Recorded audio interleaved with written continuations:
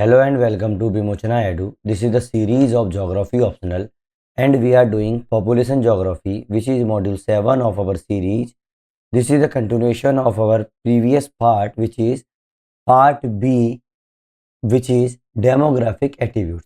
ये हम लोगों के demographic attributes का थर्ड क्लास है, ठीक है, जिसमें हम लोग आज इम्पोर्टेंट टॉपिक डिस्कस करने जा रहे हैं जो एग्जाम पर्सपेक्टिव से आपको समझ में ही नहीं आएगा कि ये कितना इंपॉर्टेंट है, क्योंकि डायरेक्टली इस पर क्वेश्चंस नहीं आते हैं। इसमें मल्टीपल डायमेंशंस में क्वेश्चंस पूछे जाते हैं। लेकिन चूंकि आप लोग जो थंबनेल पे आप लोग जो देखकर आए हो कि भाई एज स्ट्रक्चर और डेमोग्राफिक डिविडेंड में करवाने वाला हूं, तो ये मैंने इसीलिए लिखा है क्योंकि ये जो एज स्ट्रक्चर है ना, उसी के अंदर ही डेमोग्राफिक डिविडेंड एक बिग रोल अदा करता है। इसके अंदर समझ में आई नहीं वाली बात। तो हम लोग जो एज स्ट्रक्चर हुआ, डेमोग्राफिक डिविडेंड हुआ, सेक्स रेशो हुआ, ठीक है, इन्फेंट मोर्टेलिटी रेट हुआ, तो छोटी छोटी सी चीज है, ठीक है, वो चीज हम लोग इसमें डिस्कस करेंगे। क्यों? क्योंकि मैंने आप लोगों को प्रॉमिस किया है कि मैं आप लोगों को 100% एग्जाम बेस्ड जो है पूरे नोट्स बनवाऊंगा और आप लोगों को ज्योग्राफी ऑप्शनल की ऐसे ही तैयारी करवाऊंगा, है ना। तो इसीलिए जो पूरा एज स्ट्रक्चर नाम का जो पूरा है, उसके अंदर ही मैं डेमोग्राफिक डिविडेंड, एज स्ट्रक्चर और जितनी भी छोटी छोटी चीजें हैं वो हम लोग सारी मल्टीपल डायमेंशंस को कवर करेंगे। तो याद रखना कि जो हम लोगों ने प्रीवियस में जो लिटरेसी नाम का जो टॉपिक लिया था, जो इतना ज़्यादा इंपॉर्टेंट नहीं था, लेकिन जो एज स्ट्रक्चर वाला है वो उससे भी बहुत ज़्यादा इंपॉर्टेंट टॉपिक बन जाता है। आगे बात समझ में? तो अभी आपको जब मैं बताऊंगा तो आप लोगों को समझ में आएगा कि अरे क्वेश्चन तो ऐसे भी पूछ लेते हैं और ये क्वेश्चन भी इसी चीज का है। तो सबसे बड़ी और ऊपर से जो एग्जामिनर है उसने भी लेटेस्ट ही अपना जो पूरा का पूरा फोकस है ना, इस पर शिफ्ट किया हुआ है। आगे बात समझ में? चालू करें। देखो सिलेबस में डेमोग्राफिक एट्रीब्यूट जो पेपर नंबर 1 में लिखा हुआ है, तो उसके अंदर कोई डायरेक्ट ऐसे तो लिखा नहीं है कि भैया एज स्ट्रक्चर है या वो है, लेकिन पेपर नंबर 2 के अंदर डायरेक्टली डेमोग्राफिक एट्रीब्यूट्स लिखा हुआ है और उसके अंदर एज स्ट्रक्चर लिखा हुआ है। तो क्या कहीं पर हम लोगों को डेमोग्राफिक डिविडेंड लिखा है क्या? The answer is no. लेकिन है तो वही चीज है ना, इसी के अंदर आ रही है। और ऊपर से दिमाग में ये चीज रखना कि पेपर नंबर 2 में अगर डायरेक्टली दिया हुआ है तो मेरा जो पूरा फोकस होगा ना वो इंडिया के ऊपर होगा, ठीक है। कहीं कहीं पर हम लोग वर्ल्ड की बात कर सकते हैं, लेकिन मेनली ज्यादातर मैं फोकस करूंगा वो इंडिया के ऊपर करूंगा, क्योंकि वही अपना मोस्ट इंपोर्टेंट चीज आ रही है ना। चलो चालू करें। देखो PYQ में देखो मैं क्यों बोल रहा हूँ कि इतना ज्यादा अलग अलग डायमेंशन में और आप लोगों को समझ में भी नहीं आएगा कि ये इतना इंपॉर्टेंट है। देखो sex and age structure, fertility ratio, infant mortality rate, demographic dividend, ठीक है, age sex pyramid, fertility rate, ठीक है, फिर इसके बाद fertility rate, rising median age, India translate, demographic dividend. अब बताओ केवल एक जगह पर जो है वो एज स्ट्रक्चर नाम की चीज लिखी हुई है, लेकिन हर जगह पर अलग अलग चीजें लिखी हुई है। तो आप लोग तो अगर नॉर्मली आप कहीं से भी पढ़ रहे होगे तो आप लोग तो दिमाग में रखा अरे एज स्ट्रक्चर से तो कोई क्वेश्चन ही नहीं आता। भाई ये सारे के सारे क्वेश्चंस एज स्ट्रक्चर से ही हैं, स्पेशली देखा जाए तो डेमोग्राफिक डिविडेंड से, है ना। स्टार्ट करें अपन लोग। चलो चालू करते हैं। Age structure. भाई age structure refers to the distribution of population. क्या है भाई? Distribution of population into age groups. किसमें भाई? पूरा का पूरा अपन एज ग्रुप्स में अगर डिस्ट्रीब्यूट कर दिया तो उसको अपन बोलेंगे एज स्ट्रक्चर। यूजली क्या करते हैं अपन लोग, 0 से 14 को अपन चिल्ड्रन बोलते हैं, 5 से 64 को अपन वर्किंग एज बोलते हैं भाई। लेकिन इंडिया में तो 15 से 60 पे 59 को ही अपन वर्किंग एज बोलते हैं। 60 को 60 प्लस के बाद अपन लोग क्या बोलने लगते हैं? एल्डरली बोलने लगते हैं। लेकिन 65 प्लस जो है एल्डरली बोली जा रही है। यूजली बात कर रहे हैं इस चीज की, है ना। तो अपना जो भी अपनी ऑफिशियल डेफिनेशन है उसके अकॉर्डिंग अपना देख लेना। It is a demographic mirror that reflect the past fertility, है ना। ये डेमोग्राफिक मिरर है जो अपन लोगों को बताएगा कि भाई फर्टिलिटी, मोर्टेलिटी, माइग्रेशन, है ना। मतलब पहले फर्टिलिटी कैसी थी, मोर्टेलिटी कैसी थी, माइग्रेशन कैसा था, वो चीजें अपन लोगों को दिखाता है एज अ मिरर, है ना। तो वही वाली बात समझ में आई ना अपन लोगों को। ऐसे ही डिटरमाइन करता है ये फ्यूचर इकोनॉमिक पोटेंशियल को। किसको डिटरमाइन करता है? फ्यूचर इकोनॉमिक पोटेंशियल को, डेमोग्राफिक डिविडेंड को, एजिंग को और डिपेंडेंसी बर्डन को। हाई बात समझ में, है ना। तो डिपेंडेंसी बर्डन हुआ, डिपेंडेंसी रेशियो हुआ। अब देखो डिपेंडेंसी रेशियो तो डायरेक्ट अपना सिलेबस में ही बोला गया है, तो डिपेंडेंसी रेशियो जो है वो नेक्स्ट वीडियो में आप लोगों को करवाऊंगा ही करवाऊंगा। तो पर अगर मैं आज पे ज्यादा फोकस नहीं करूँ तो आप ये मत समझना कि मैं ये नहीं करवाऊंगा। आई ना बात समझ में, है ना। तो अब क्या आप ये वाली डेफिनेशन लिखोगे भाई, ये तो अपनी यहाँ जनरल स्टडीज के लिए बहुत अच्छी डेफिनेशन हो गई भाई एज स्ट्रक्चर की, लेकिन एज स्ट्रक्चर्स के हिसाब से ही नहीं, अलग अलग चीजें जो मैंने इसमें मेंशन की हैं कि भाई अपना economic potential, demographic dividend, ageing dependency ratio, ठीक है, अलग अलग चीजें, फर्टिलिटी, मोर्टेलिटी, माइग्रेशन पैटर्न, तो ये सब छोटी छोटी चीजें ऑफिशियल भी तो डेफिनेशन होंगी ना। तो कुछ कुछ संस्था हैं जिन लोगों ने ऑफिशियल डेफिनेशन दी है या कोई रिपोर्ट्स है उससे ऑफिशियल डेफिनेशन आई है, अगर आप वो एग्जाम में यूज करते हो तो आप लोगों को मैक्सिमम मार्क्स मिलने के चांसेस होते हैं, जैसे मैंने आप लोगों को लास्ट वीडियो में भी बताया था, ठीक है। नाउ पहली डेफिनेशन देख लोगे, एज स्ट्रक्चर। एज स्ट्रक्चर ये सेंसस ऑफ इंडिया से अपन को लिया गया है, ठीक है, उसमें ये वाली डेफिनेशन लिखी हुई है, उसमें लिखा है age structure denotes the number and proportion of persons in different age groups within population. सीधी सीधी बात है, नंबर्स कितने हैं अपने और प्रोपोर्शन कितना है लोगों का डिफरेंट एज ग्रुप्स में विद इन पॉपुलेशन के अंदर, उसको अपन लोग क्या बोलेंगे, एज स्ट्रक्चर बोलेंगे, है ना। Next is working age population. Working age population जैसे यूनाइटेड नेशंस की working age population WPP report जो है ना, उसने इसकी डेफिनेशन दी है। भाई कॉमन सेंस लगाओ, वर्किंग एज मतलब जो जवान हो रहे हैं, जो बच्चे नहीं है, जो बूढ़े नहीं है, उनको माइनस कर दो, वो लोग हो गए। जैसे यूनाइटेड नेशन की WPP ने ये दिया है कि population aged 15 to 64 year considered economically productive. लेकिन देखो 15 से 64 साल के बच्चे तो लोग तो हैं कि भाई ये वर्किंग एज है, लेकिन ये दिमाग में इन्होंने पहले से कंसीडर कर लिया कि भाई ये इकोनॉमिकली प्रोडक्टिव होंगे, ये किसी पर बर्डन नहीं होंगे। समझ में आई ना ये वाली बात, है ना। तो ये वाला अपना डेफिनेशन हो गई। Next definition is child population. Common sense लगाओ, ये सेंसस और यूनाइटेड नेशंस ने इस तरीके की डेफिनेशन दी है। कॉमन सेंस लगाओ, चाइल्ड वाली बात मतलब बच्चे, तो 0 से लेकर 14 साल तक के कौन होंगे, बच्चे होंगे, मतलब ये डिपेंड होंगे। अब सीधी सीधी बात, एल्डरली मतलब अगर अपन बोल रहे हैं 15 से 64 साल तक के लोग जो है वो आप लोगों के यंग हैं, तो वो एल्डरली कौन हुए आप लोगों के, वर्किंग एज है, तो एल्डरली कौन होंगे 65 ईयर के बाद, तो population age 65 year. Dependent cohort with the high care needs, इन लोगों को ज्यादा केयर की जरूरत पड़ती है बच्चों से, ठीक है। यूनाइटेड नेशन और WHO ने ये वाली डेफिनेशन दी हुई है। डिपेंडेंसी रेशो, अब देखो मैं इसमें बता रहा हूँ केवल डेफिनेशन क्योंकि यहाँ पर जरूरत पड़ रही है, लेकिन पूरा डिपेंडेंसी रेशियो वाला टॉपिक जो होगा वो अपन लोग नेक्स्ट वीडियो में देखेंगे, हैं समझ में आने वाली बात। तो डिपेंडेंसी रेशियो जो हो गई, पॉपुलेशन जो है वो 0 से 14 प्लस 65 साल, है ना, मतलब बच्चे और बूढ़े डिवाइडेड बाय जवान इनटू 100, ठीक है। कैसे लिखोगे, डिपेंडेंसी रेशियो इक्वल्स टू बच्चे child plus old divided by working age population, ठीक है, या फिर यंग लिख दो उसको, ठीक है, या फिर यंग, ठीक है, लेकिन इनकी एज जरूर लिख देना 15 से 64, ठीक है। फिर यहाँ पर आएगा 65 प्लस, फिर यहाँ आएगा 0 से 14 इनटू 100, ये होती है अपनी वर्किंग एज और डिपेंडेंसी रेशियो। ये मैं आप लोगों को लास्ट वीडियोस में भी बता चुका हूँ।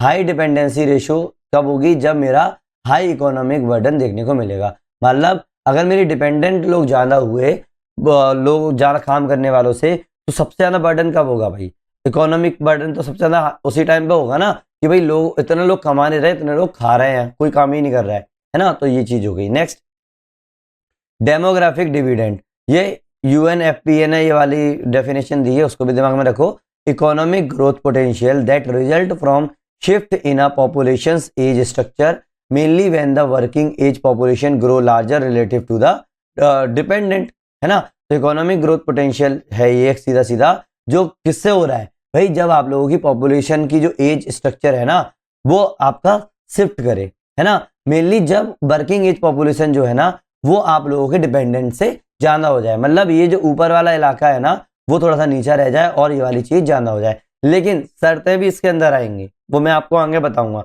बस। लेकिन जो UNFPA ने इसकी जो क्या है ये वाला डेफिनेशन दी है, तो ये चीजें दिमाग में रखो, अपने नोट्स में लिखो, बार बार इसको रिवाइज करते जाओ, क्योंकि आप लोगों को जनरल स्टडीज वाले नहीं लिखने हैं, आप लोगों को ज्योग्राफी वाले आंसर्स लिखने हैं एग्जाम के अंदर, है ना। नाउ इंडिया का एज स्ट्रक्चर जो अपन अगर लेटेस्ट ऑथेंटिकेटेड डाटा देखें उससे अपन लोगों को क्या पता चला भाई, सेंसस 2011 का अगर डाटा देखोगे ये तो बिल्कुल ऑफिशियल बेसलाइन है और इसके बाद से तो अभी तक सेंसस हो नहीं पाया है। तो देखो 0 से 14 साल के लोग कितने हैं, 29% है। 15 से 59 साल के बच्चे कितने हैं, 60% है। तो अब देखो आप बोलोगे कि अरे सर आपने तो अभी 65 प्लस बताया था ओल्ड को, मैंने क्या बताया था, वो यूनाइटेड नेशंस की डेफिनेशन है। लेकिन इंडिया के अकॉर्डिंग जो 59 ईयर के लोग होंगे ना, वहां तक ही यंग माना जाता है। उसके बाद 60 प्लस जो होंगे वो आप लोगों के ओल्ड होते हैं। आप लोगों ने देखा होगा कि ज्यादातर रिटायर्ड भी लोग इसी टाइम पे हो जाते हैं, है ना। तो अपन लोगों ने 60 ही माना है, तो इसीलिए उसको देखा गया है। नाउ 60 प्लस जो है वो 8.6% है। तो ऑब्वियस सी बात है, आप लोगों को दिख रहा है कि 40% जो है वो डिपेंडेंट है और आप लोगों के जो 60% है वो क्या है, वर्किंग एज पॉपुलेशन है। इसका मतलब बर्डन नहीं है, तो मतलब डेमोग्राफिक तो अच्छा खासा दिख रहा है। तो ये अपन लोगों का इंडिया का एज स्ट्रक्चर है। यूनाइटेड नेशन का वर्ल्ड पॉपुलेशन प्रोस्पेक्ट्स अगर देखोगे तो 2022 का जो रिवीजन किया गया है, तो उसके अकॉर्डिंग क्या है, इंडिया में उन्होंने क्या बोला, देखो अपन लोगों को 2011 के बाद तो ऑफिशियल डाटा अपन का पता नहीं है, तो क्या करेंगे अपन लोग विदेशी चीजें देख लेंगे, या फिर नेशनल फैमिली हेल्थ सर्वेज वगैरह जो हुए उससे अपन लोग एक बार देख लेंगे। लेकिन क्या करना है, अपन लोगों को डाटा यूज करके जरूर आना है। और जो लोग मेरा वीडियो पहले से फॉलो करते हुए आ रहे हैं उनको पता होगा कि मैं वैसे ज्यादा फोकस नहीं करता हूं डाटा के ऊपर। लेकिन ये क्या है, ये डाटा जो है ना बार बार यूज होने वाला है। मैंने क्या बोला था, कोई भी न्यू डाटा या अननेसेसरी डाटा आप लोगों को यूज नहीं करना है। कितना डाटा यूज कर लोगे, कितना डाटा याद कर लोगे, लेकिन ये डाटा ऐसा है जिसको आप कहीं भी यूज करके आ सकते हो और इतना ज्यादा भी नहीं है, है ना। तो जनरल डाटा टाइप की चीज हो गई और आप लोगों को याद भी रहेंगी, है ना। मोटा मोटा अगर इतना याद नहीं रहता, कम से कम इतना तो याद रहेगा कि 60% जो है वो हम लोगों के 15 से लेके 59 के लोग हैं, 40% जो है वो डिपेंडेंट लोग हैं। इतना भी याद नहीं हो रहा तो, है ना, उतना भी लिखाओगे बहुत है। और यूनाइटेड नेशन की पॉपुलेशन प्रोस्पेक्टिव बोर्ड जो है उसमें अगर बताओगे तो मीडियन एज जो इंडिया की जो है 2023 में जो अगर रिवाइज किया जाए तो कितनी थी अपनी, 28.4 ईयर्स। ठीक है, कब की बात है ये, 2023 की बात है। और अगर देखा जाए उन्होंने एस्टिमेट किया है कि 2050 में मीडियन एज कितनी होगी हम लोगों की, 38.1 ईयर होगी। तो मतलब तब भी अपन यंग होंगे, अच्छा खासा पोटेंशियल अपने पास होगा, अपन लोग वो भी रहेगी। ठीक है, मतलब एवरेज वाली बात होगी ना। नाउ इंडिया की वर्किंग एज पॉपुलेशन जो 15 से 64 साल है, क्यों, यूनाइटेड नेशंस की बात चल रही है, याद रखना। तो वो लगभग अपनी 68% थी कब, 2023 में। और जो है एल्डरली जो पॉपुलेशन जो 2050 में हो जाएगी वो लगभग 19% तक हो जाएगी। क्यों, कि भाई पहले जो अपनी 2011 में 8.6 थी, लेकिन ये लोग भी तो बुढ़े होंगे ना, जो 15 से 59 ईयर वाले थे वो भी तो बूढ़े होंगे, इसीलिए 19% जो होगी वो आप लोगों की बूढ़ी होगी। तो इसीलिए अपन लोग इसने ये बताया कि भाई हमारी जो पॉपुलेशन जो है ना वो रैपिडली एज कर रही है ना, बूढ़ी हो रही है। आगे बात समझ में। Now national family health survey, ये क्या है ना पॉइंट लिखे हुए हैं, ये 1 2 3। National family health survey 5th report जो 2019 और 2021 में आई थी, जो लोग फॉलो कर रहे हैं उनको पता है, इस तरीके की मैं रिपोर्ट्स बताता हूँ। ये इसने बताया कि टोटल फर्टिलिटी रेट जो है ना वो बहुत ज्यादा स्टेट्स में जो है वो गिरती जा रही है। इसका मतलब जो आप लोगों का एज सेक्स पिरामिड है ना, उसकी जो बेस लाइन है ना वो नैरो होती जा रही है। मैंने आप लोगों को एज सेक्स पिरामिड पहले ही बता दिया था, आज भी मैं बताऊंगा। ठीक है, मोटा मोटा वही चीजें हैं, बस थोड़ा सा इसमें हल्का सा टच करते हुए निकलेंगे। क्यों, यहाँ पर लोग बात के बात। और मैंने बताया था कि जब भी आप इस तरीके की चीजें बोलो तो वहां पर आप लोगों को पिरामिड्स बना के आने ही आने चाहिए। आ गई बात समझ में, है ना। अभी अपन इसको इतना कर सकते हैं। Now many states below replacement fertility हो गया 2.1, जैसे आप लोगों को बताया तमिलनाडु वगैरह जो है वहां के आप लोगों को 1.9 हो गया, एमपी का आपका 2.0 हो गया फर्टिलिटी रेट। ठीक है, कुछ ही ऐसी स्टेट्स हैं जहां पर आप लोगों की ये 3.0 के ऊपर है, जैसे बिहार हुआ, है ना, तो वहां पर आप लोगों को 3.0 के ऊपर मिल जाता है। ये सब चीजें मैं बता चुका हूं आप लोगों को। नाउ सैंपल रजिस्ट्रेशन सिस्टम जो है उसके अंदर उन्होंने बताया कि भाई इन्फेंट मोर्टेलिटी रेट जो है वो डिक्लाइन हो रही है। इससे क्या होगा, इन्फेंट मोर्टेलिटी रेट डिक्लाइन होने से आप जो सर्वाइवल है वो इंप्रूव हो रहा है, और जो एजिंग है ना वो trend over the time, ageing जो है वो धीरे धीरे बढ़ती जा रही है। आगे बात समझ में, है ना। तो इंडिया का अपन ने देख लिया स्पार्शियल पैटर्न। अब देखो ये यहाँ पर मैंने क्या किया है, सिर्फ ये बता दिया, लेकिन आप लोगों को एग्जाम के अंदर क्या करना है, आप लोगों को यहाँ पे होमवर्क भी है अपने, उसके अंदर ये भी कर लेना कि आप यहाँ पर एक आप क्या करोगे, इंडिया का मैप बनाओगे। ठीक है, इंडिया का मैप बनाओगे, ये बन गया। ठीक है, इसके अंदर जो भी मैं नाम बता रहा हूँ वहां पर आप क्या करते जाओगे, शेडिंग करते जाओगे अलग अलग स्टाइल में। जैसे कुछ जैसे यूथफुल बेल्ट है उसको ऐसे कर सकते हो, ट्रांजिशनल स्टेट है उसको ऐसे कर सकते हो, एजिंग स्टेट है उसको आप लोग ऐसे ऐसे कर सकते हो। है ना। तो इस तरीके से कर सकते हो, जैसे youthful belt, Bihar, UP, MP, Rajasthan, Bihar, UP, MP, Rajasthan, तो ये वाला इलाका हो गया, यहाँ पर भी हो गया ये वाली चीज, है ना। तो ये चीज हो गई। तो यहाँ पर आप क्या करोगे, इसको शेडिंग कर दोगे। हाँ, तो यहाँ पर क्या हो रहा है भाई, क्या देखने को मिल रहा है भाई, टोटल फर्टिलिटी रेट यहाँ पर थोड़ी सी ज्यादा है, ठीक है। 0 से लेके 14 ईयर के लोग ज्यादा है, क्यों, क्योंकि भाई यहाँ पर फर्टिलिटी रेट ज्यादा है ना, तो बच्चे ज्यादा होंगे ना। इसका मतलब यहाँ पर हम लोगों को जो बेस पिरामिड जो बनेगा वो आप लोगों को वाइड बेस पिरामिड होगा, इस तरीके का, ठीक है, ऐसे बनता जाएगा, ठीक है, इस तरीके की। इशू क्या हो रहा है इसकी वजह से, भाई डिपेंडेंसी बहुत ज्यादा हो रही है, जॉब्स पर प्रेशर आएगा, क्यों, लोग ज्यादा बढ़ेंगे तो जॉब्स पर प्रेशर आएगा, और एजुकेशन डिमांड बहुत ज्यादा हाई होगी, क्यों, बच्चे हो गए, 2 साल बाद बच्चों को पढ़ाने भेजना है, हो गई ना। Next is transitioning state, transitioning state जैसे महाराष्ट्र, कर्नाटका, उड़ीसा, वेस्ट बंगाल, महाराष्ट्र, कर्नाटका, उड़ीसा और वेस्ट बंगाल, ठीक है, ये वाली चीज हो गई, ये वाली। नाउ यहाँ पे हो गई, तो यहाँ पर क्या हो जाएगा, यहाँ पर अपन लोगों को अगर कैरेक्टरिस्टिक्स देखोगे तो क्या होगा, मॉडरेट फर्टिलिटी देखने को मिलेगी, स्ट्रॉन्ग वर्किंग एज बल्ज देखने को मिलेगा, यहाँ पर जवान लोग ज्यादा है, यूथ लोग ज्यादा है, तो अपॉर्चुनिटी क्या है, यहाँ पर मैक्सिमम डेमोग्राफिक डिविडेंड देखने को मिल रहा है, क्यों, यहाँ पर यूथ ज्यादा है ना। नेक्स्ट इज एजिंग स्टेट, जहां पर लोग बूढ़े हो रहे हैं, जैसे केरला, तमिलनाडु, हिमाचल प्रदेश, हिमाचल प्रदेश, तमिलनाडु और केरला, यहां पर है ना, ये वाली चीज हो गई। तो इस तरीके से आप डायग्राम वहां पे बना देना, मैं यहाँ पे बस आप लोगों को आइडियाज दे रहा हूं, ठीक है। तो इसका मतलब क्या होगा, जो एजिंग हो रही है वहां पर बिलो रिप्लेसमेंट रेट जो होगी, टोटल फर्टिलिटी रेट पहुंच जा रही है डिकेट्स के लिए। फीचर्स क्या होंगे भाई, नैरो बेस देखने को मिलेगा आप लोगों को, टॉप जो होगा वो बढ़ता जा रहा है, आप लोगों को क्या हो जाएगा, बेस जो है वो नैरो हो रहा है, यूथ जो भी है आप लोगों का, लेकिन ये टॉप है, टॉप वाला मतलब यहाँ पर आप लोगों के बूढ़े लोग होते हैं, तो ये क्या हो जाएगा, वो थोड़ा सा इनसे ज्यादा रहेगा, ठीक है। राइजिंग एल्डरली डिपेंडेंसी, ना इशू क्या हो जाएगा इससे, भाई हेल्थ बर्डन बढ़ेगा, पेंशन बर्डन बढ़ेगा, और जेरिएट्रिक केयर बढ़ेगा, मतलब बूढ़े लोगों की केयर जो अपन लोग करते हैं वो चीज बढ़ेगी। अगली बात समझ में, तो ये अपन लोग स्पेशल पैटर्न अपन लोग बना सकते हैं, किस तरीके का एज स्ट्रक्चर है। फ्लो चार्ट कैसे बनाओगे भाई, एज स्ट्रक्चर जो से क्या होगा, डिपेंडेंसी, डिपेंडेंसी से डिविडेंड, डिविडेंड और एजिंग वाली बात आ जाएगी, मतलब हाई फर्टिलिटी जो होगी उससे आप लोगों को क्या मिलेगा, यूथफुल पॉपुलेशन, और आप लोगों को हाई डिपेंडेंसी भी देखने को मिलेगी बाद में, ये बात की बात चलेगी ना। और अगर फर्टिलिटी डिक्लाइन हो जाती है तो वर्किंग एज बल्ज देखने को मिलेगा, डेमोग्राफिक डिविडेंड देखने को मिलेगा, सस्टेन्ड लो फर्टिलिटी अगर होगी तो आप लोगों को एजिंग देखने को मिलेगी, हाई ओल्ड एज डिपेंडेंसी देखने को मिलेगी। तो इस तरीके का आप डायग्राम बना के आ सकते हो, कोई चीज इसमें एक्सप्लेन करने की नहीं है।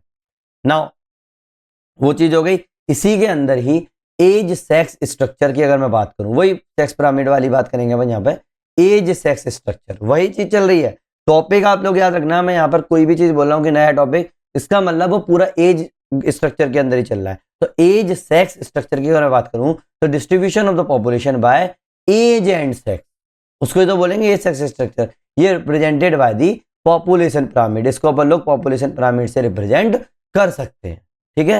हाँ, कर सकते हैं, क्या होता ही है, ठीक है, ये डेफिनेशन आप लोग सकते हो।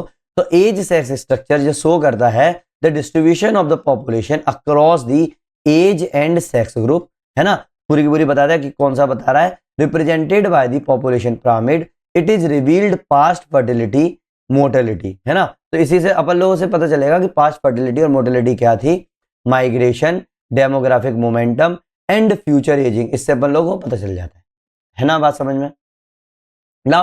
तो आप लोगों को मैं पहले भी बताया था कि भाई टाइप्स ऑफ पॉपुलेशन पिरामिड्स कौन कौन से होते हैं, एक होता है एक्सपांसिव जो होता है, इसके अंदर अपना ब्रॉड बेस देखने को मिलता है। एक्सपांसिव का मतलब क्या है कि फ्यूचर में जो होगा वो आप लोगों की यूथ जो है वो बढ़ेगी, है ना, क्योंकि अभी बच्चे पैदा हो गए तो मतलब हम लोगों की पॉपुलेशन बढ़ रही है, तो इसका मतलब हाई फर्टिलिटी देखने को मिलेगी और हाई मोर्टेलिटी देखने को मिलेगी, मतलब इसमें अपन लोगों को इस तरीके से चीजें होंगी, ठीक है, वो मैं बताऊंगा किस तरीके से, मैंने डायग्राम बनाया हुआ है।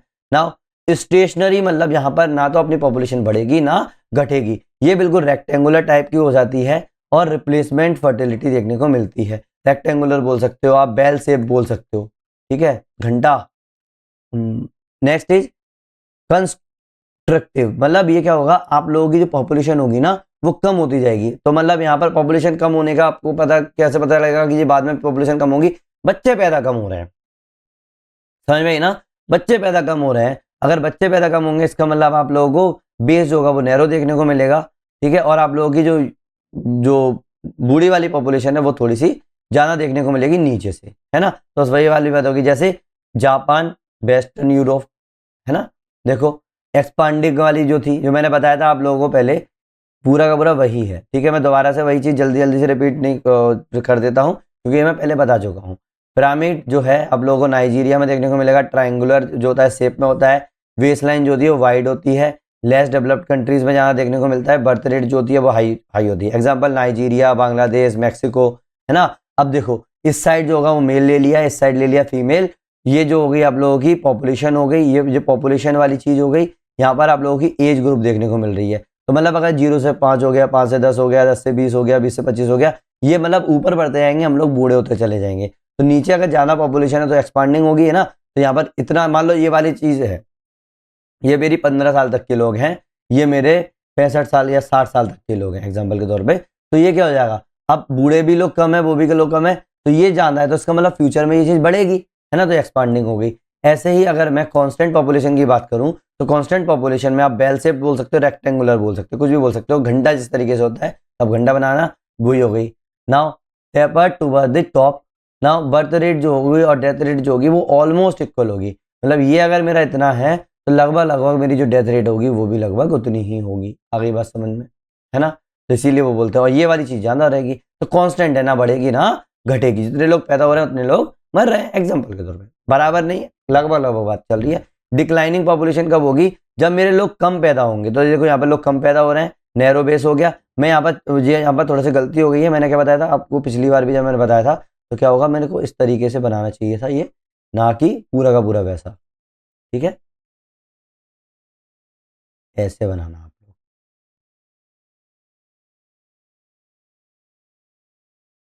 आ गई बात समझ में? तो इस तरीके से देखो बेस आप लोगों को वैसे देखने को मिल रहा है, डिक्लाइन हो रही है पॉपुलेशन, है ना। सीधी सीधी बात है, ये लोग ये भी अपने मरेंगे, ये भी अपने मरेंगे, तो ये थोड़ा सा ये तो बचा। तो मतलब आप लोगों का टैपर्ड कहाँ पर रहेगी, टॉप पर टैपर्ड रहेगी। बर्थ रेट और डेथ रेट जो दोनों की दोनों कम रहेंगी, क्योंकि पैदा भी कम हो रहे हैं और बूढ़े भी कम है, ठीक है ना। डेवलप्ड कंट्री जो है जो ग्रो करती है यूजली 0 से नेगेटिव की तरफ जा सकती है, यही चीज़ मैंने पहले बताया, वही चीज़ है। नाउ एग्जाम टिप क्या है, अगर एज सेक्स पिरामिड से अगर क्वेश्चन आया है तो, ठीक है, मैं भी बताता हूँ, लेकिन उससे पहले मैं आप लोगों को बता दूं कि ड्राइवर्स क्या होंगे। चलो बता ही देता हूँ कि भाई एग्जाम में अगर 10 मार्क्स का क्वेश्चन आ जाता है, जैसे प्रीवियस ईयर में ये 10 मार्क्स का क्वेश्चन आया था, a sex pyramid is a representative of the historical reason, किस तरीके से करोगे। पहली बात देखो, आप लोगों को अगर इंडिया के एग्जाम्पल्स लगाने हैं तो बिहार और यूपी में लगाओ, एक्सपांसिव में, है ना, बढ़ रहे हैं ना वहाँ पॉपुलेशन, वहाँ पर छोटे छोटे वो है। वेट थोड़ा सा ना कलर चेंज कर लूँ मैं, हाँ ये हो गया। स्टेशनरी पिरामिड जो हो गया वो अपना कहाँ पे देखने को मिला, इंडिया ने 2036 में प्रोजेक्ट किया कि भाई इतना स्टेशनरी होने लगेगा। कंस्ट्रक्टिव पिरामिड जो है नैरोबेस कहाँ देखने को मिलेगा, केरला और जापान में देखने को मिलेगा। तो इतना तो मोटा मोटा याद रखो। एग्जाम टीम क्या है भाई, आप लोगों का 10 मार्क्स का क्वेश्चन आया था है, तो आपको क्या करना है भाई, wide wedge, bulge, narrow top, widening top, longevity improvement वाली बात है ना ये, और गैप्स बताना है आपको, एपेडेमिक्स। मान लो मैंने बोला कि भाई एज पिरामिड जो बनना है ना मेरा, एक्सपेंसिव से फिर स्टेशनरी जाएगा, फिर कंस्ट्रक्टिव जाएगा, लेकिन बीच में अगर ये रुक गया, फिर कोई गैप आ गया तो नहीं हुआ भाई, स्टेशनरी नहीं हुआ, सीधा सीधा कंस्ट्रक्टिव हो गया, तो उसके लिए आप लोग बताओगे ना कि भाई एपेडेमिक्स आ गया, वॉर आ गई, माइग्रेशन लॉस हो गया यहाँ पर। तो मतलब सीधी बात है कि वैसे तो हम लोगों का एक्सपांड होता है, फिर स्टेशनरी जाता है, फिर कंस्ट्रक्टिव जाता है, लेकिन बीच में अगर गैप हो जाए, तो उसके आप कारण बता सकते हो कि भाई क्या है, भाई एपिडेमिक्स आ गया, वॉर हो गई, लोग मर गए, माइग्रेशन हो गया। सीधी सीधी बात है कि आप लोग अंडर डेवलप्ड हो, और वैसे भी मैंने बताया था कि अंडर डेवलप्ड में एक्सपांसिव होता है, लेकिन माइग्रेट कर गए वो लोग तो एक्सपांसिव हो गई नहीं, स्टेशनरी रह जाएगा। तो गैप आ गया ना चीज में, भाई मैंने एक्सपांसिव बोल रहा था लेकिन हुआ ही नहीं, स्टेशनरी रह गया। तो बस वही चीजें हो गई आप लोगों की, है ना। नाउ तो ये आप लोगों का क्या हो जाएगा, पूरा का पूरा 10 नंबर का आंसर बन जाएगा इस तरीके से। आ गई बात समझ में, है ना। चाहो तो आप इसमें अपने क्या लिखोगे, एग्जाम्पल्स भी लिख के आ सकते हो इंडिया के और अपने किसके, वर्ल्ड के, पूरी की पूरी, है ना। जैसे देखो नैरो टॉप का एग्जाम्पल जहाँ पर पास हाई मोर्टेलिटी देखने को मिले, बल्ज का होगा जब माइग्रेशन या बेबी बूम हो जाए, वाइड बेस कब देखने को मिले, हिस्टोरिकली हाई फर्टिलिटी देखने को मिल जाए। अब देखो इसके अंदर आप ना वो अपनी पॉपुलेशन कंट्रोल वाली पॉलिसी भी डाल सकते हो। इंदिरा गांधी के टाइम पे जब वो नसबंदी वगैरह होने लगी थी तो वाले टाइप के भी एग्जाम्पल यूज कर सकते हो, अभी के भी यूज कर सकते हो। तो ये चीजें मतलब इस तरीके से आप लोग कर सकते हो, है ना, बात समझ में आ गई ना।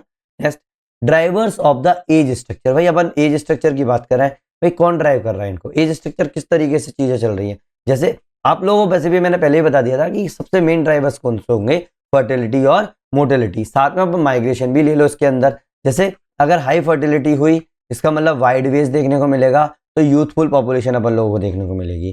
तो अगर अपनी फर्टिलिटी डिक्लाइन हो रही है तो एजिंग पॉपुलेशन देखने को मिलेगी। नेशनल फैमिली हेल्थ सर्वे की रिपोर्ट 5 ने ये चीज रिपोर्ट जो की है प्रूव की है स्पेशली, ठीक है, मतलब हर जगह जगह पर, स्पेशली मतलब जगह जगह पर लोकेशन वाइज, है ना। तो ये प्रूव हो चुकी है। तो अपन लोग इसको हवा में नहीं बोल रहे हैं, तो ये चीज आप लोगों को एग्जाम में पता क्या नहीं कि भाई मैं हवा में नहीं बोला, ये चीज बोल रही है national family health survey report 5, ठीक है। मोर्टेलिटी की अगर बात करें तो अगर हाई इन्फेंट मोर्टेलिटी रेट हुई तो इससे क्या हो जाएगा, आपका ब्रॉडर बेस बनेगा।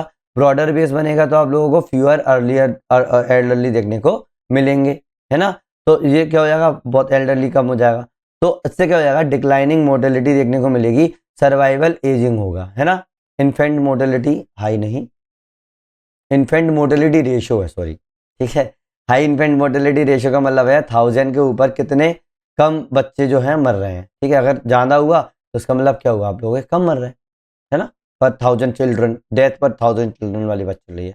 माइग्रेशन वाली बात हुई, माइग्रेशन जैसे रूरल से अगर अर्बन गया हुआ तो यंग मेल माइग्रेशन होता है, तो वर्किंग एज बढ़ जाता है। इंटरनेशनल आउट माइग्रेशन हुआ, जैसे केरला वाला जो है माइग्रेशन जो आप लोगों का दूसरे देश में चले जाते हैं, तो एजिंग होगी और रेमिटेंसेंस बढ़ता जाएगा। चाहे बाहर से पैसा भेज रहे हो आप लोग, लेकिन बूढ़े भी तो हो रहे हैं क्योंकि यूथ तो अपना इंटरनेशनल चला गया बाहर।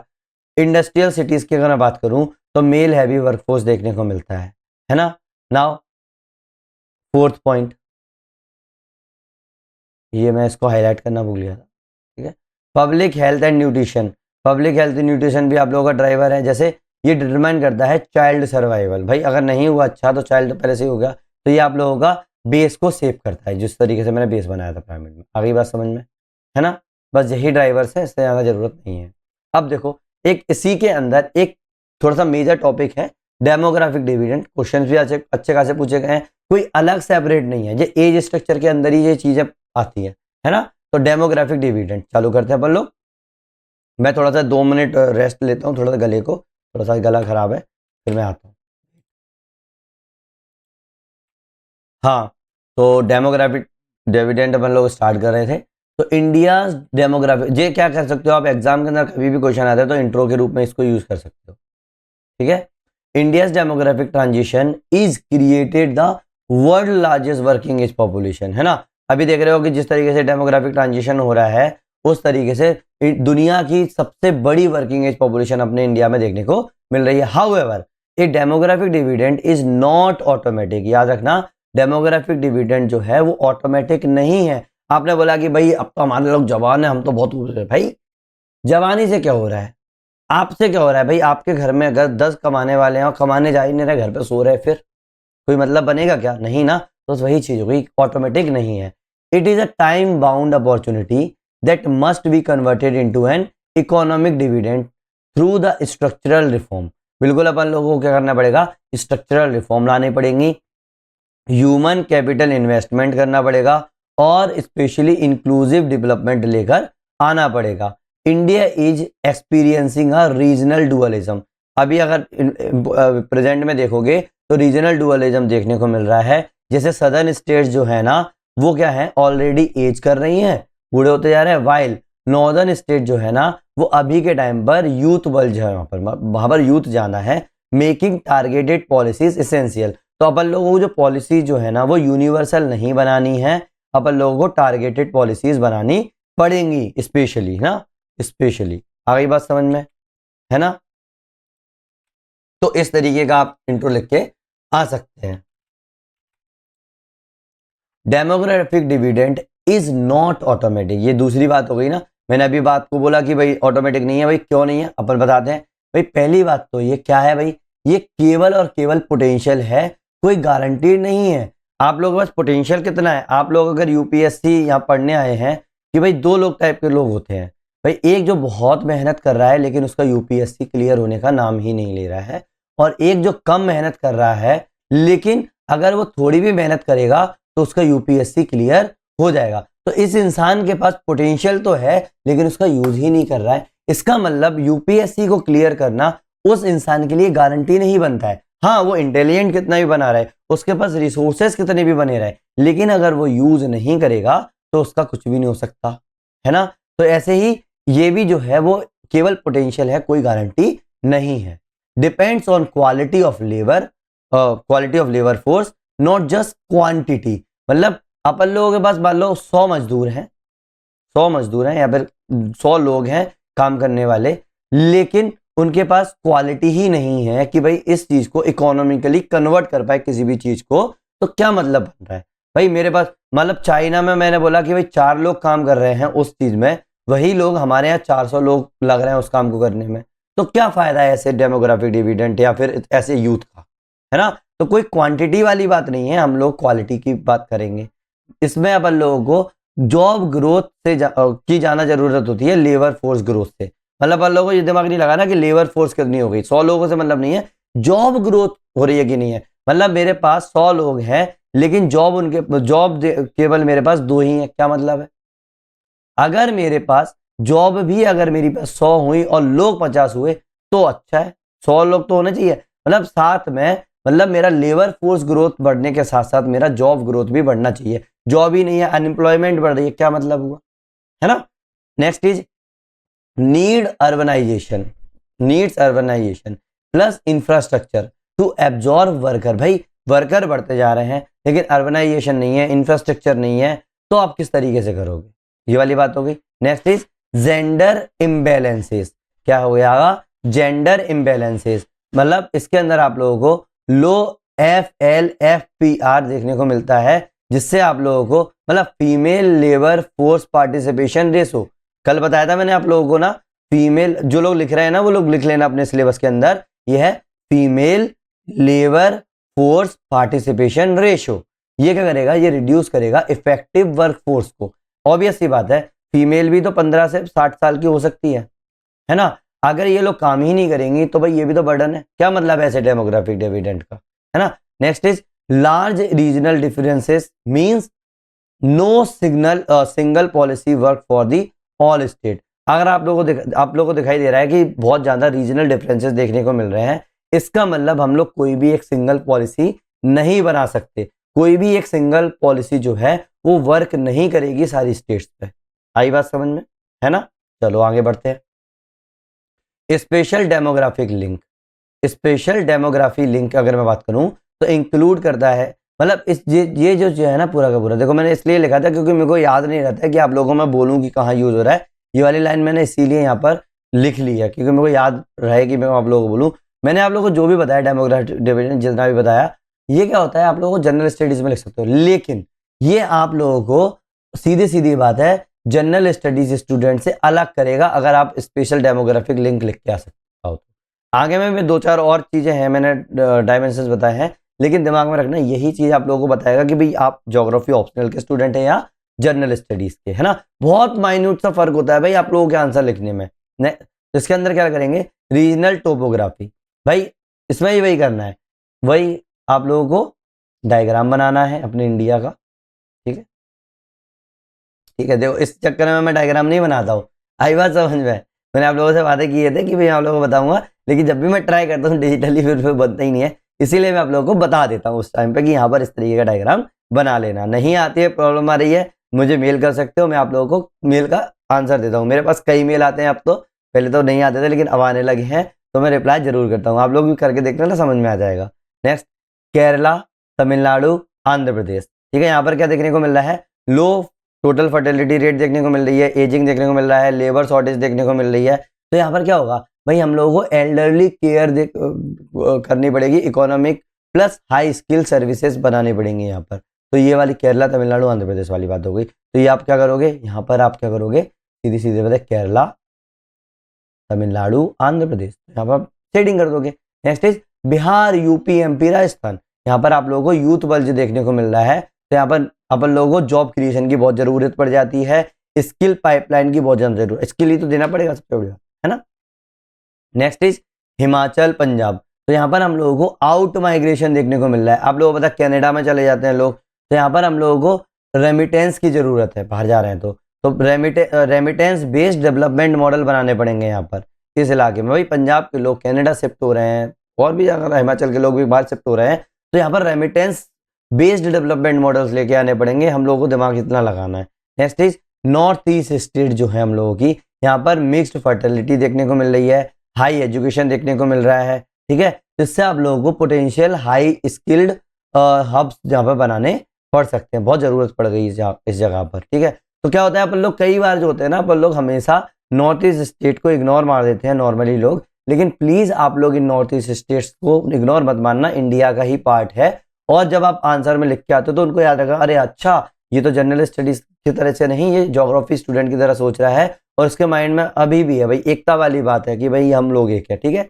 नाउ दूसरा है स्पेशल मिसमैच देखने को मिल रहा है कई जगह, जैसे jobs growing in the south and west, है ना। साउथ और वेस्ट में हम लोगों को ज्यादा जॉब्स देखने को मिल रही हैं, यूथ पॉपुलेशन जो है वो नॉर्थ में देखने को मिल रहा है। बताओ, तो लोग जो नॉर्थ वाले लोग हैं वो आप लोगों के साउथ और वेस्ट में शिफ्ट हो रहे हैं। इससे आप लोगों को माइग्रेशन कॉरिडोर्स जो हैं वो बहुत ज़्यादा ज़रूरत है उनको स्ट्रेंथन करने की, है ना। तो वो भी आप लोगों के स्ट्रेंथन हो रहा है कि नॉर्थ के लोग साउथ में शिफ्ट हो रहे हैं, फिर वही लोग वेस्ट में भी शिफ्ट हो रहे हैं, सॉरी इधर वेस्ट में, मैं ईस्ट बता रहा हूँ, वेस्ट में शिफ्ट हो रहे हैं।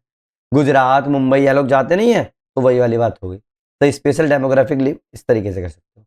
Next is structural pillar need to convert dividend into the economic dividend, ठीक है। Structural pillar need to convert dividend into the economic dividend, मतलब आप लोगों को डिविडेंड तो है, आप कौन सी चीजों से आप लोग इस चीजों को इकोनॉमिक डिविडेंड में कन्वर्ट कर सकते हो, ये बहुत इंपॉर्टेंट चीज है, ठीक है। आप लोग क्वेश्चन आ भी चुका है इस पर, लेकिन कई लोगों के पास ना डायमेंशन ही नहीं मिलती है, तो इसीलिए मैंने क्या किया है 4 से 5 डायमेंशन इसमें यूज किए। देखो 1 2 3 4 5 7 डायमेंशन जो है वो यूज कर लिए, ठीक है। तो वो एक एक से देखेंगे, ज्यादा टाइम नहीं लूंगा मैं आप लोगों का, इसमें देखते जाओ। ह्यूमन कैपिटल डेवलपमेंट पहली डायमेंशन है, याद रखना। यहाँ पर आप लोग क्या कर सकते हो, एक डायग्राम बना सकते हो। क्या करोगे, structure plus needed to convert dividend into the economic dividend, इस तरीके का बनाओगे। फिर आप क्या करोगे, पिलर्स बनाओगे यहाँ पर, क्या ह्यूमन कैपिटल डेवलपमेंट, फिर और भी हैं 7 जो पूरे पिलर बना देना, ठीक है। इस तरीके का, ये इस तरीके का डायग्राम आप बना देना, ठीक है। एग्जाम के अंदर बहुत अच्छा होता है, ऐसा नहीं बनाना है, टाइम नहीं है तो इस तरीके का बना दो, है ना।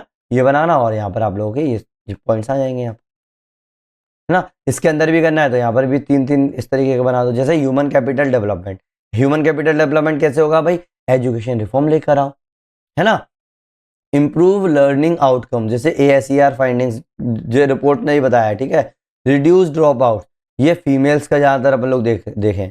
Expand digital plus vocational school, ठीक है, ये भी देखो भाई, वोकेशनल स्कूलिंग है, ठीक है, और डिजिटल स्कूलिंग है, इसको भी आप लोगों को एक्सपांड करना चाहिए। तो ठीक है, एजुकेशन हो गया। दूसरा है स्किल डेवलपमेंट, तो demand driven national skill development, ठीक है, कॉरपोरेशन, ठीक है, ये चीज बोली है। इंडस्ट्री स्किल अलाइनमेंट करना पड़ेगा इन क्लस्टर्स के अंदर, लाइफ लॉन्ग लर्निंग पाथवेज लेके आने पड़ेंगे, तो बस वही वाली बात हो गई। Next is health as economic capital, health को बिल्कुल एक इकोनॉमिक कैपिटल की तरह बनाओगे। कैसे भाई, आप लोगों को इन्फेंट मोर्टेलिटी रेट को कम करना चाहिए, मैटरनल मोर्टेलिटी रेट को कम करना चाहिए, माल न्यूट्रिशन जो है national family health service report 5 को कम करना चाहिए, तभी तो आप लोगों को सब चीज़ें ठीक होंगी। देखो हाँ, यहाँ पर थोड़ा सा मिस प्रिंट हो गया था, देखो मेरे को याद आ गया ना, यहाँ पर आप लोगों को लो इन्फेंट मोर्टेलिटी रेट रखनी है। आई बात समझ में, वही तो मेरे को एकदम से याद आया, ठीक है। ये अच्छी बात है, अपने भी नोट्स में ये चीज़ कर लेना, ठीक है। नाउ यूनिवर्सल इम्यूनाइजेशन करना पड़ेगा अपन को, फिर mental health plus occupational health programme चलाने पड़ेंगे, तभी तो आप लोग उसको इकोनॉमिक कैपिटल में कन्वर्ट करें। आगे भी समझ में, इकोनॉमिक डिविडेंड में। Next is employment and economic absorption capacity, भाई एम्प्लॉयमेंट ही नहीं दोगे तो फिर कैसे चलेगा। पहला है labour intensive sectors, labour intensive sector जैसे textile, leather, food processing, youth friendly वाली बात हो गई, ये वाली चीज है ना। Tourism, logistics, retail, high absorption यहाँ पर देखने को मिलेगा, है ना। और आप लोगों को पता है कि अभी लेबर कोर्स जो है वो नए लागू हो चुके हैं, 4 के 4, तो इसीलिए ये इंपॉर्टेंट बन जाता है। करंट अफेयर्स अगर आप लोग फॉलो कर रहे होगे तो आप लोगों को पता होगा, और वो आप लोगों के प्री में भी आना ही आना है, आप लोग लिख लेना। वैसे मैं जनवरी में आप लोगों को वीडियो बनाना चालू कर दूंगा कि आप लोगों को प्री में इन चीज़ों पर फोकस करना है। आगे बात समझ में। Next, MSME strengthening, credit access, formalisation, Udyam वाला जो पोर्टल है, तो एमएसएमई स्ट्रेंथन करोगे। क्लस्टर डेवलपमेंट स्कीम्स लेके जो आ रहे हैं उससे क्या होगा, डिस्ट्रीब्यूटेड ग्रोथ देखने को मिलेगी। नेक्स्ट इज मैन्युफैक्चरिंग पुश दो आप लोग ज्योग्राफी डायमेंशन के तरीके से, रीजनल मैन्युफैक्चरिंग कॉरिडोर्स बनाओ। भाई मालूम पड़ा कि वो उगा दो, जैसे दिल्ली मुंबई कॉरिडोर, चेन्नई बेंगलोर कॉरिडोर, है ना। तो इस तरीके से इंटीग्रेट यूथ रिच स्टेट बनाना पड़ेगा with the industry poor area, मतलब आप लोगों को इंटीग्रेट करने पड़ेगा यूथ रिच स्टेट्स को, किसके साथ, इंडस्ट्री पुअर एरिया के साथ, है ना। तो ये चीज दिमाग में रखनी पड़ेगी। Next is green growth sectors बनाने पड़ेंगे। ग्रीन ग्रोथ सेक्टर जैसे solar, waste management, circular economy. इससे क्या होगा, जॉब जो होगी ना, जॉब रिच सस्टेनेबल होना चाहिए, जॉब रिच, इससे जॉब्स भी मिलेंगे आप लोगों को और ये अच्छा खासा सस्टेनेबल भी है ना। Next is gender inclusion. क्या, जेंडर इंक्लूजन। तो पहला क्या हो गया भाई, पहली बात तो female labour force participation rate को जो है ना वो आप लोगों को कम है, तो इससे क्या होगा, अभी आप लोगों को दिख रहा है कि इंडिया का ये कम है, तो इससे आप लोगों का डिविडेंड जो हो रहा है वो लॉस हो रहा है, तो आप लोगों को इस पर कम करना पड़ेगा। तो एक्सपांड करना पड़ेगा चाइल्ड केयर इंफ्रास्ट्रक्चर को, सेफ्टी प्लस ट्रांसपोर्ट इंफ्रास्ट्रक्चर भी देखना पड़ेगा, फ्लेक्सिबल वर्क पॉलिसीज भी आप लोगों को बनानी पड़ेंगी, विमेन सेंट्रिक स्किलिंग रखनी पड़ेगी, हेल्थ केयर, एजुकेशन, डिजिटल, ठीक है, ये चीजें आप लोगों को देखना पड़ेंगी। वेट, ठीक है, एक मिनट, हाँ हाँ अब आई थिंक ठीक है, एक मिनट रुकना जरा, थोड़ा सा प्रॉब्लम आ रही है पीसी में। तो कहाँ थे हम, विमेन सेंटरिंग स्किलिंग करनी पड़ेंगी हेल्थ केयर एजुकेशन वगैरह पर, ठीक है। तो केस स्टडी में अगर आप करना चाहो तो क्या, कहाँ की केस स्टडी सबसे बढ़िया है भाई, रूरल कर्नाटक के सेल्फ हेल्प ग्रुप्स जो है ना, उससे आप लोगों का इंक्रीज हुआ है फीमेल एंटरप्रेन्योरशिप का, तो ये सबसे अच्छी केस स्टडी आप लिख के आ सकते हो जेंडर इंक्लूजन का। Next is health and nutrition, जैसे बर्थ टू वर्कफोर्स मॉडल वाली बात आएगी, मतलब जोग्राफिक लिंक आप बनाओगे कैसे, माल न्यूट्रिशन हॉटस्पॉट्स बनाओगे जिससे आप लोगों को लो प्रोडक्टिव जोन्स देखने को मिलते हैं, है ना, कि कहाँ पर आप लोगों को माल न्यूट्रिशन हो रहा है। तो अगर माल न्यूट्रिशन हुआ तो इसका मतलब क्या हुआ, लो प्रोडक्टिव हेल्थ जोन्स देखने को मिलेंगे। जैसे आप लोगों का पोषण अभियान है, इससे क्या हो रहा है, आप लोगों का स्टनिंग और वेस्टिंग, मतलब मोटापा और पतलापन, ठीक है, ये चीज़ आप लोगों का एड्रेस हो रही है वाली बात। एनीमिया रिडक्शन जिससे critical for the working women, ठीक है, strengthening PHCs in the rural belt, ये देखने को मिल रहे हैं, तो ये चीज़ें आप लोग यूज़ करके आ सकते हो। Next is urbanization and growth engine, urbanization as an growth engine, demographic dividend is realized only with the productive city, है ना। डेमोग्राफिक डिविडेंड किससे होता है भाई, प्रोडक्टिव सिटीज होगी तभी तो ट्रांजिट ओरिएंटेड डेवलपमेंट होना चाहिए, अफोर्डेबल रेंटल हाउसिंग अगर मिल जाए तो अच्छी बात है, स्लम इंप्रूवमेंट अगर हो गया और सैनिटेशन अच्छा खासा हो गया तो ठीक है, secondary cities at the growth hub जैसे इंदौर, सूरत, कोयम्बटूर, तो यहाँ पर भी आप लोगों का अच्छा खासा, अर्बन कॉरिडोर्स का मतलब क्या अगर हो गया, इससे आप लोगों को लेबर एब्जॉर्प्शन बेल्ट बन जाएंगे यहाँ पर, है ना, जितनी ज़्यादा चीज़ हो रही तो वो चीज़ इफेक्ट करेगा। नेक्स्ट इज टेक्नोलॉजिकल अडॉप्शन, मतलब digital literacy for all workforce coherent, ठीक है, डिजिटल लिटरेसी दो हर वर्कफोर्स को, AI कंपेटिबिलिटी स्किलिंग लेके आओ इनमें, डिजिटल पब्लिक इंफ्रास्ट्रक्चर जैसे UPI आधार स्टेक्स लेके आओ, रिड्यूस करो फ्रिक्शंस को, है ना, तो ये चीज़ हो गई। Next is governance and institutional reforms, governance and institutional reform जैसे ease of doing businesses, reduce compliance burden, ease of doing businesses की अगर मैं बात करूं तो reduce compliance burden, decentralisation, district level skill planning, district level skill planning, labour law simplification, क्या, labour law simplification, migration governance, मतलब ये क्या करेगा आप लोगों को प्रोवाइड करेगा portability of the social security, क्या करेगा, ये प्रोवाइड करेगा पोर्टेबिलिटी ऑफ सोशल सिक्योरिटी, है ना। तो ये चीज आप लोग दिमाग में रखना, ये सारे के सारे, है ना, तो ये सारे के सारे कहते हैं स्ट्रक्चरल पिलर्स थे जो आप लोगों को डिविडेंड को इकोनॉमिक डिविडेंड में कन्वर्ट करने में हेल्प करेगा। ये मोस्ट इंपोर्टेंट चीजें हैं, ये दिमाग में जरूर रखना है, ठीक है। इन्वायरमेंटल लिंकेजेस अगर देखोगे अपने से डिविडेंड के साथ तो क्या करोगे, देखो कैसे अपना डिविडेंड जो है वो अफेक्ट कर रहा है इन्वायरमेंट को। अर्बन एक्सपांसन अगर होगा तो क्या होगा, आप लोगों के लैंड के ऊपर प्रेशर पड़ेगा, वाटर के ऊपर प्रेशर पड़ेगा, जितने ज्यादा लोग होंगे प्रेशर पड़ेगा ही पड़ेगा। इंडस्ट्रियल ग्रोथ पर क्या इफेक्ट पड़ेगा भाई, एमिशन जो होगा वो राइज करेगा। अनलेस ग्रीन पॉलिसीज अडॉप्टेड, मतलब जब तक आप लोगों की ग्रीन पॉलिसीज अडॉप्ट नहीं करोगे तब तक जो होगा एमिशन बढ़ता ही चला जाएगा। क्यों, पॉपुलेशन जितनी ज्यादा होगी तो आप लोगों का इंडस्ट्रियल ग्रोथ होगी, है ना, तो इन्वायरमेंट में प्रेशर आएगा ना। Next is migration. माइग्रेशन से क्या होगा भाई, stress on peri urban ecosystem, है ना, जो पेरी अर्बन इकोसिस्टम जो होगा ना वहां पर आप लोगों को स्ट्रेस देखने को मिलेगा। क्यों, पॉपुलेशन इंक्रीज हो रही है। नेक्स्ट इज, अब आप बोलोगे कि ये क्या है भाई माइग्रेशन, भाई माइग्रेशन मैं बताऊंगा, बहुत इंपॉर्टेंट चीज है, ठीक है, पूरा का पूरा इसके ऊपर वीडियोस आएंगे, एक हो सकता है दो भी लग जाए इस पे वीडियो मेरे को, ठीक है। रिसोर्सेज डिमांड इंक्रीज हो जाएगी, तो इससे क्या हो जाएगा भाई, सर्कुलर इकोनॉमी की जरूरत पड़ेगी अपन लोगों को। क्यों भाई, रिसोर्सेज डिमांड बहुत ज्यादा बढ़ गई तो हम लोग क्या करेंगे, इन्वायरमेंट को क्या करेंगे, हार्म करेंगे, तो सर्कुलर इकोनॉमी लेके आने पड़ेगी। मतलब जो अपन लोगों ने पहले बना चुके हैं ना उसी की रिसाइकलिंग करो और यूज करो, है ना। Next is youth population. Youth population में अपॉर्चुनिटीज आएंगी for the green skill workforce के लिए। आई बात समझ में, तो कैसे अपना डिविडेंड अफेक्ट करता है एनवायरमेंट को, ये समझ लो, पॉजिटिव भी है और नेगेटिव भी है ना। आई बात समझ में। नो, दूसरी तरीके से अपन लोग क्या लिख सकते हैं भाई, environment implications of the democratic dividend का मैंने दोनों तरीके से लिख दिया है भाई। पहली बात तो ये प्रेशर लेकर आता है अर्बन इंफ्रास्ट्रक्चर पर, राइजिंग एनर्जी डिमांड है, मोरल मोबिलिटी है, इससे क्या हो जाएगा आप लोगों को, आई एम सॉरी मैं क्या बोल रहा हूँ, बहुत ज़्यादा मोबिलिटी देखने को मिलती है, इससे आप लोगों को एमिशंस देखने को मिलता है, लैंड कन्वर्जन देखने को मिलेगा, तो इससे क्या होगा, इकोलॉजिकल प्रेशर आएगा, वेस्ट जनरेशन होगा। बट सबसे बड़ी बात ये क्या होगा, ये नेगेटिव चीज़ें होगी ना, लेकिन हमेशा नेगेटिव ही थोड़ी लिखे नहीं एग्जाम के अंदर, पॉजिटिव। बट यंग पॉपुलेशन है तो ग्रीन इनोवेशंस भी लेके आ रही है, ये potential for the sustainable development आ रहा है अगर पॉलिसी अलाइन कर दी जाए तो, है ना, तो ये भी चीज़ें अच्छी है, तो ये पॉजिटिव चीज़ें हो गई। आई बात समझ में, है ना। नाउ इंटरनेशनल कंपैरिजन अगर देखोगे अपना पूरा का पूरा उसके साथ, जी डेमोग्राफिक्स की वो बात चल रही है ना।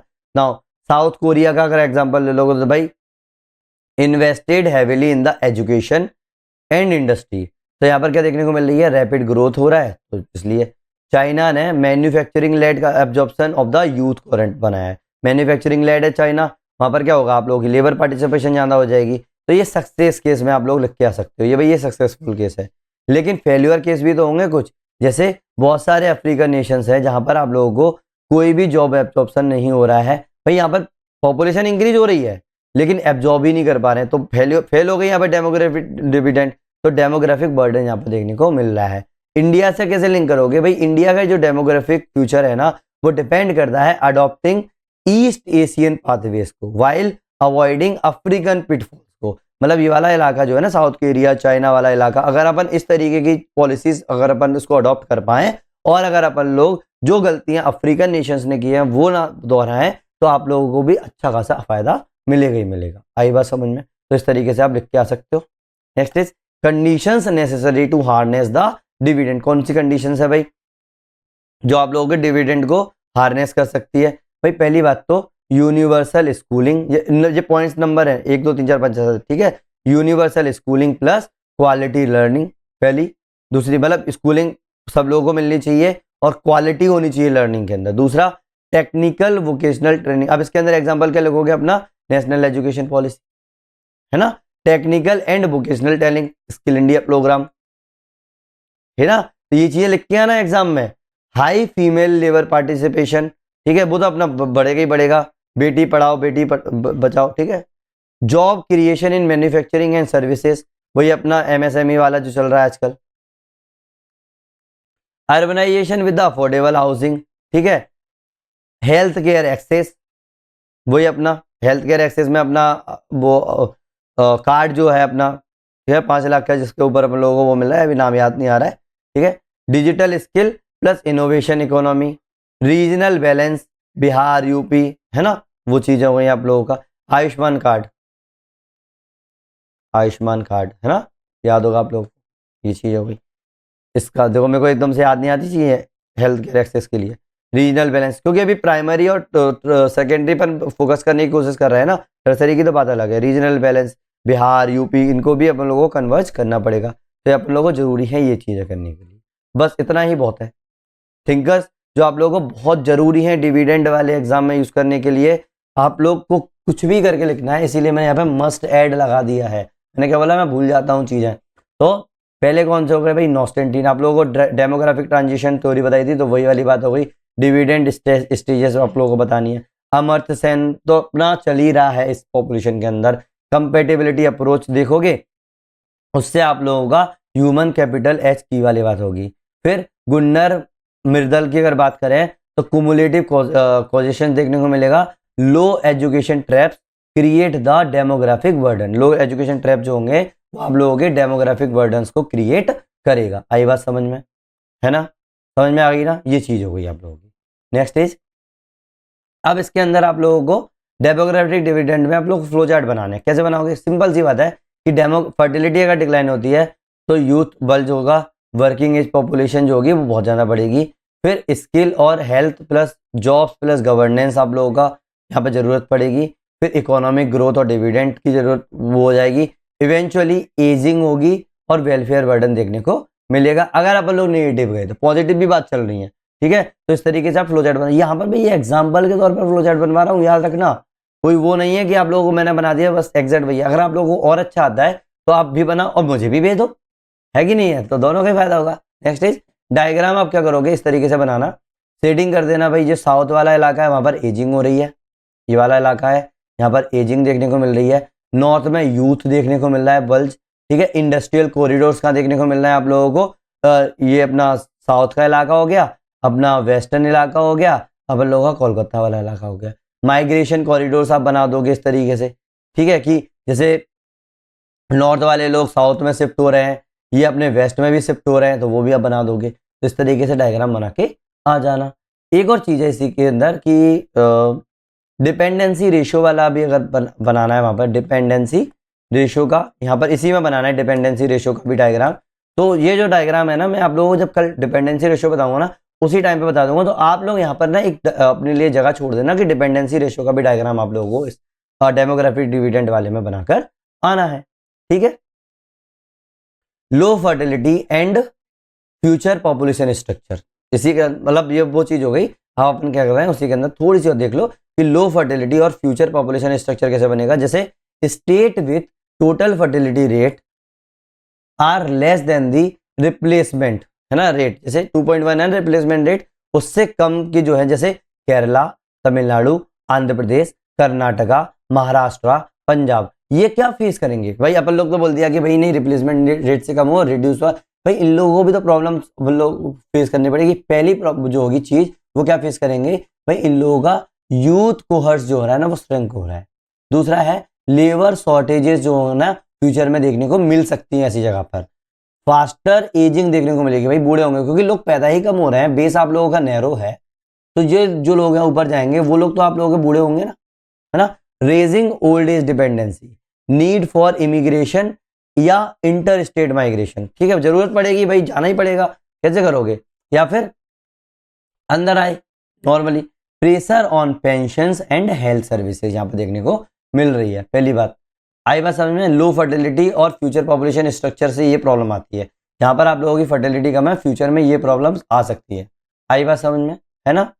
Next is infant mortality rate, global status देखेंगे, ज्यादा कुछ नहीं है और कुछ भी नहीं है, तो डेफिनेशन छोटा सा बता देता हूँ, बाकी जो जरूरी है इसी के अंदर चीजें। 10 नंबर से ऊपर का कोई क्वेश्चन नहीं आता, तो इस हिसाब से करेंगे, ठीक है। आएगा भी तो अपन कहीं ना कहीं से तो कुछ ना कुछ दिख ही लेंगे, अपने पास इतना मटेरियल तो हो ही गया है। तो डेफिनेशन जो यूनिसेफ ने दी हुई है, ठीक है, उसने बोला है कि इन्फेंट मोर्टेलिटी रेट होता क्या है भाई? इन्फेंट डेथ, जो 0 से लेके 1 साल तक के जो बच्चे हैं, वो 1000 लाइव बर्थ में से कितने लोग की डेथ हो रही है। मतलब infant death divided by 1000 life, मतलब 1000 बच्चों में से कितने लोग मर रहे हैं, उसको बोलते हैं इन्फेंट मोर्टेलिटी रेट। तो ग्लोबल पैटर्न की अगर बात करोगे तो सबसे कम इन्फेंट मोर्टेलिटी रेट कहां पर देखने को मिल रहा है? Japan, Iceland, Norway. तो यहाँ पर क्या हो जाएगा, लगभग 2 से 3 ही है, उससे ज्यादा नहीं है। मतलब 1000 में से सिर्फ 2 या 3 जो है वो 0 से लेके 1 साल तक के लोगों को डेथ हो रही है। Next is high infant mortality rate, जैसे जो लोएस्ट होगी हाई कहां पर देखने को मिल रहा है? सब सहारन अफ्रीका में देखने को मिल रहा है यहाँ पर 30 से लेके 50 प्लस तक भी जा सकती है किसी किसी स्टेट में, और स्टेट नहीं कंट्री के अंदर, ठीक है। तो सब सहारन अफ्रीका के अंदर आप लोगों को ये देखने को मिला, मतलब 1000 में से 50 से ऊपर लोग मर रहे हैं, सोचो कितनी बड़ी बात है ना, है कि नहीं है। नेक्स्ट इज साउथ एशिया जो है वहां पर मॉडरेट बट डिक्लाइन हो रही है, ठीक है। साउथ एशिया में मॉडरेट तो है लेकिन डिक्लाइन हो रही है अभी भी, तो इंडिया जो है वो इंप्रूव कर रहा है। नेक्स्ट इज कॉज क्या है भाई इस चीज़ों के, infant mortality rate, health care access, maternal health, nutrition and poverty. अगर सुविधा दोगे तो कम होगी, नहीं दोगे तो बढ़ेगी, सीधी सीधी बात है। आई बात समझ में। अगर मैं इंडिया के कॉन्टेक्स्ट में बात करूं, किसके कॉन्टेक्स्ट में, अगर मैं इंडिया के कॉन्टेक्स्ट में बात करूं तो एसआरएस रिपोर्ट 2022 में इन्होंने बोला इन्फेंट मोर्टेलिटी रेट जो है वो कंटिन्यू कर रही है डिक्रीज होना। क्यों भैया, एग्जैक्ट क्यों नहीं बता पा रहे, क्यों, हम लोगों ने सेंसस नहीं है, इसने ये चीज बस बोली है मोटी मोटी कि भाई ये जो है वो डिक्रीज कर रही है। दूसरी बात, मेजर इंप्रूवमेंट क्यों देखने को मिला है हम लोगों को, क्यों भाई, गवर्नमेंट ने इम्यूनाइजेशन प्रोग्राम अच्छे चलाए हैं, इंस्टीट्यूशनल डिलीवरीज को प्रमोट किया है, न्यूट्रिशन जैसे पोषण अभियान जो चला रही है ना गवर्नमेंट, उससे भी बहुत ज़्यादा हेल्प मिली है, और जननी सुरक्षा योजना जो है वो माइलस्टोन जो है इसके ऊपर बना हुआ है, याद रखना इंपॉर्टेंट है। आई बात समझ में। इन्फेंट मोर्टेलिटी रेट वाली बात चीज़ है, इंडिया के कॉन्टेक्स्ट में भी बता दिया मैंने आप लोगों को। केस स्टडीज अगर बात करोगे, जैसे केरला की एक केस स्टडी में 3-4 केस स्टडी है, 2 इंडिया के लिए लिए हैं, 2 बाहर के लिए लिए। केरला में क्या है, लो फर्टिलिटी देखने को मिलती है, हाई लॉन्जेटिविटी। लॉन्जेटिविटी का मतलब है वहां पर लोग बहुत टाइम तक जिंदा रह रहे हैं, ठीक है। तो इसका मतलब एजिंग देखने को मिलेगी, बूढ़े लोग हो रहे हैं वहां पर, ठीक है। पॉलिसीज मतलब हो जाएगा अर्ली वाइट केयर मॉडल देखने को मिला है, अर्ली वाइट और NOKRA नॉर्का फॉर माइग्रेंट्स देखने को मिला है। ये अपनी स्कीम्स के नाम है, ठीक है। इसीलिए अब चूंकि साउथ इंडियन है तो आप लोगों को समझ में आएगी। बिहार की केस स्टडी देखोगे, यहाँ पर हाई फर्टिलिटी है और यहाँ पर यूथ बल्ज देखने को मिल रहा है। चैलेंजेस क्या हो जाएंगे, यहाँ पर लो लिटरेसी है, हाई डिपेंडेंसी रेशियो है। आई बात समझ में, है ना। थर्ड केस स्टडी देखोगे जापान की, भाई ये तो कॉमन सेंस है, यहाँ पर रैपिड एजिंग हो रही है, पॉपुलेशन श्रिंक कर रही है। इससे अपन लोगों को क्या सीखना है, ठीक है, इससे क्या सीखना है भाई, इमिग्रेशन, ऑटोमेशन और केयर इकोनॉमी। यहाँ पर अपन लोगों को, इन लोगों को लेसन मिले कि भाई हमें इमिग्रेशन की जरूरत है, ऑटोमेशन करना पड़ेगा और केयर इकोनॉमी बहुत ज़्यादा इंक्रीज करनी पड़ेगी। तो यहाँ से ये चीज़ हुई है। नेक्स्ट इज चाइना की केस स्टडी, भाई डिक्लाइन कर रही है फर्टिलिटी जब से 1 चाइल्ड पॉलिसी आई है वहाँ पर, ठीक है। लेबर शॉर्टेज हो गया है, लेबर शॉर्टेज होने से क्या होगा, इकोनॉमिक स्लो डाउन हो गया है यहाँ पर। तो कोई भी अब क्या करना पड़ेगा, यहाँ पर शिफ्ट करना पड़ेगा प्रो नेटलिस्ट पॉलिसीज को। मतलब पहले आप लोगों को पता है कि 2014 में 2 चाइल्ड पॉलिसीज आ गई थी, अब तो 3 चाइल्ड पॉलिसीज भी आ गई है चाइना के अंदर, है ना। अब अगर पूरे इसको अगर अपन कंक्लूड करें तो क्या करेंगे, इंडिया का जो एज स्ट्रक्चर है ना वो क्रिटिकल है, turning point, critical turning point है, नैरो बेस है, लार्ज वर्किंग एज बल्ज देखने को मिल रहा है और emerging ageing in the southern state देखने को मिल रहा है। स्ट्रेटेजिक पॉलिसीज जो है वो स्किल्स में, एम्प्लॉयमेंट और हेल्थ जो है डिसाइड करेगी कि इंडिया का जो डेमोग्राफिक विंडो है ना वो आप लोगों का डेमोग्राफिक डिविडेंड बनेगा या फिर डेमोग्राफिक बर्डन बनेगा, है ना। तो इस तरीके से आप कंक्लूजन लिख के आ सकते हो। आ गई बात समझ में, है ना। तो अपन लोगों का जो एज स्ट्रक्चर वाला पूरा पोर्शन है वो कंप्लीट हो गया, ठीक है। आप लोगों को अगर वो है कि भाई एग्जाम में कैसे लिख के आना है, जब आप पढ़ोगे ना समझ में आएगा कि ऐसे लिख के आना, कुछ भी नया पॉइंट नहीं है। और समझना है तो प्लीज़ होमवर्क कर लेना, ठीक है। फ्लो चार्ट बना लो, डायग्राम्स बनाओ और अच्छे तरीके से आप लोगों को मिल जाए। तो मैंने यहाँ पे जितनी आप लोगों को हिंट दी है, साथ में देखो 2023 और 2022 में जो क्वेश्चंस आए थे वो आप लोग क्या करोगे, सीधा सीधा आप लोगों को अटेम्प्ट करना है, ठीक है। देखो ये 20 नंबर का है, मतलब 4 पेज में लिखना है, ये 10 नंबर का है, मतलब 2 पेज में लिखना है, ठीक है। फिर भी अगर आप लोगों को कोई प्रॉब्लम आती है तो आप मुझे सीधा मेल कर सकते हैं, ठीक है। कमेंट सेक्शन में आप लोगों को मेरा ईमेल एड्रेस मिल जाएगा, ठीक है। नहीं आ रहा है तो मुझसे आप डायरेक्ट कमेंट सेक्शन में भी बोल सकते हैं कि सर नहीं आ रहा है। लेकिन मैं मेल इसलिए मांगता हूँ कि भाई मुझे तो समझ में आया कि आप लोग सीरियस हो या फिर नॉन सीरियस स्टूडेंट्स, ठीक है।